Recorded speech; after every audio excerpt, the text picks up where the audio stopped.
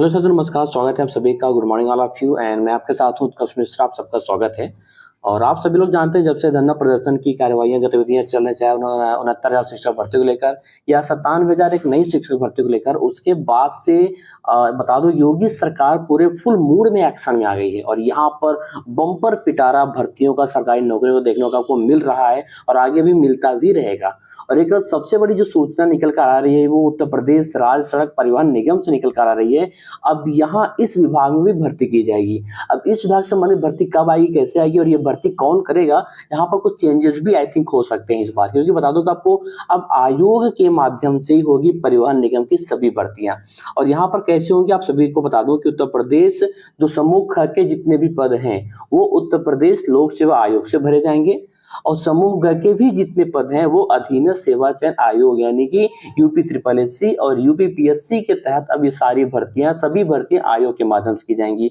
और जितनी भी शिक्षक भर्तियां हैं वो शिक्षा सेवा चयन जो आपकी नया आयोग गठित हुई है, ठीक है, उसके माध्यम से आपका सिलेक्शन किया जाएगा। अब ये सारी भर्तियां होनी है। अब यहाँ पर जो एक बड़ी भर्ती निकल कर आ रही है कि आपको बता दो कि जो उत्तर प्रदेश में सड़क राज्य परिवहन निगम की भर्ती होनी है वो कैसे होनी है, चलिए बता देते हैं। तो देखिए, सबसे पहले आपको बता दो कि उत्तर प्रदेश राज्य सड़क परिवहन निगम की जो समूह ख के पद हैं, समूह ग के पद हैं, इन पर भर्तियों अब आयोग के माध्यम से होंगी।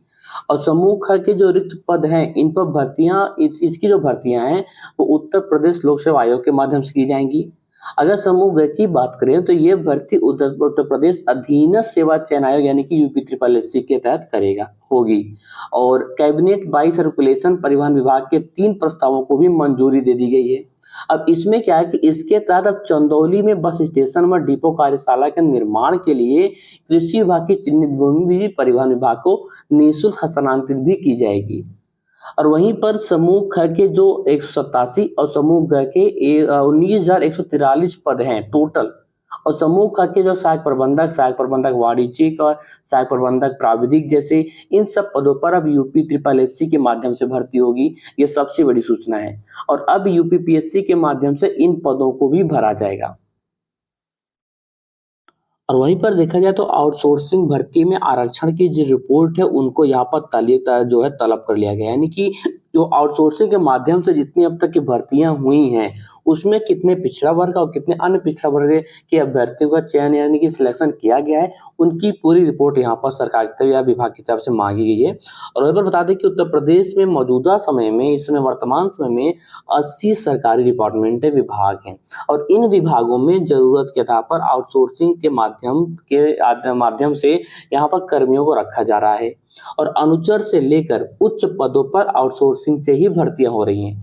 कुछ विभागों में तो आउटसोर्सिंग पर अधिकतर अभियंताओं को रखकर काम चलाया जा रहा है। और एक जानकारी के मुताबिक प्रदेश में तकरीबन 1,91,644 यानी कि ये जो आप ये नंबर देख रहे हैं, नंबर बहुत बड़ा है।